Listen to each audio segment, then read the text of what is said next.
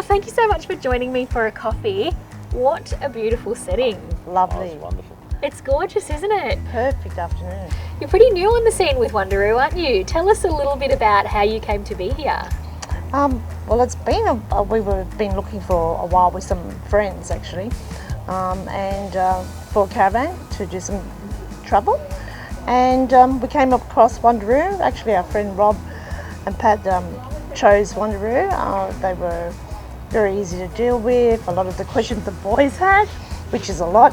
When I first met you guys the other night, you were showing a couple of photographs. We're going to show you guys in a minute. This is something really special because you just haven't been together overnight, have you? You've been together for quite a long time. Very long time. Well, actually, his sister, who's 15 years older than Pat, married my uncle, who is older, obviously, and we met back then.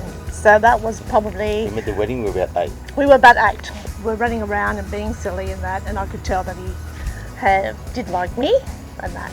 So yeah, and that's where it started. And so how many years are we looking at now? Since we were 15. Yeah. Started going out? Yeah. I noticed the way you And said that since means- we were 15, so it didn't reveal the current age. Very stealth. 45 years. Wow, that's I know. amazing. So a long time ago. From the time that we've had to chat a little bit off camera, I understand that you're both very hard workers. You've had your heads down and you've been looking after families.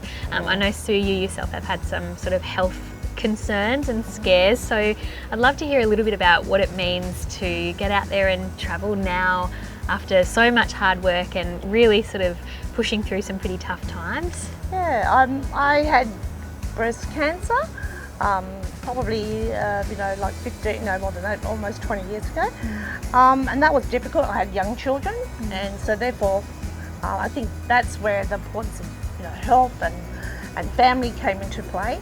And 1 year later I got thyroid cancer, so I had a double whammy.